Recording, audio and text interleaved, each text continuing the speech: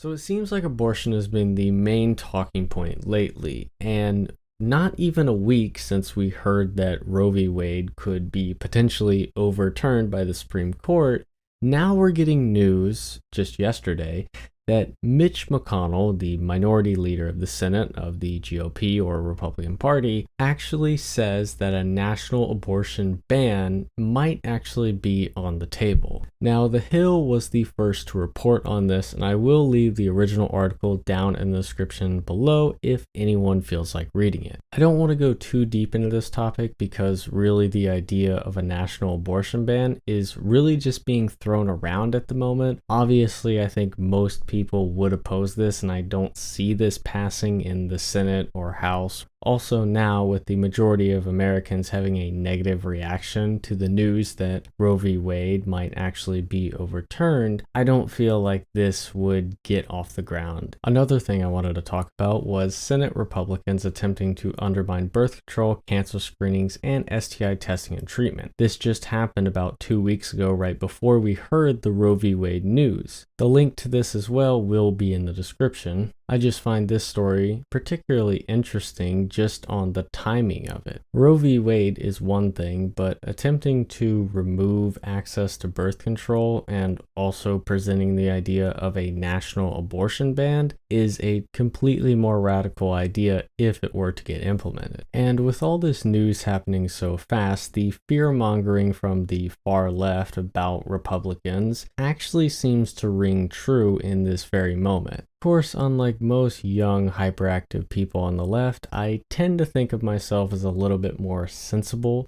For instance, I don't think that every conservative or Republican voter is inherently evil. I believe that they have a different value system than me, but at least in this instance, I wouldn't be lying when I say that I think the conservative or Republican Party sort of has a little bit of malice behind them in this moment, because with Roe v. Wade likely being overturned, it will be left up to the states, and that's what Republicans like. They like states' rights, and they like states being able to choose. But it just seems very odd to me that now they are proposing these sort of national bans on, well, birth control and maybe even abortion. It kind of makes me think of the quote, if you give them an inch, they'll go a mile. And I'm obviously not trying to say that Roe v. Wade is an inch, but I am trying to say if Roe v. Wade is overturned, which it likely will be, it'll be a massive win for the Republican Party. And obviously, most people, when they get a big win, they get a little greedy, and it kind of makes sense that they're trying to go with bigger and just more extravagant victories for their party's interests. But in all honesty, in my opinion, I feel this is a negative for the Republican Party as a whole. I feel that abortion, and especially restrictions on birth control, is just a losing battle at the end of the day. These particular issues seem to be very unpopular with the entirety of the population of the United States.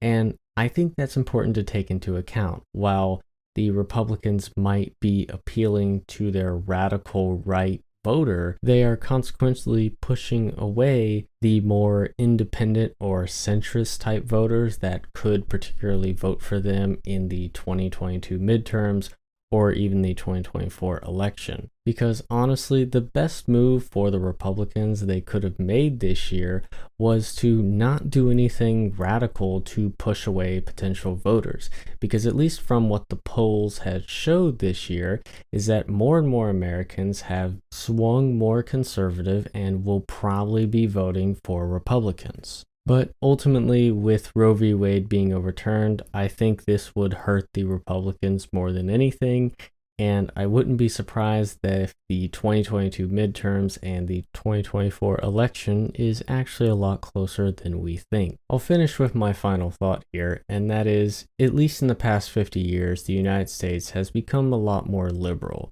And the reason I'm using the 50-year figure is basically because Roe v. Wade is about 50 years old. It was 1973 when it was introduced, and it will be probably 2022 when it might get overturned.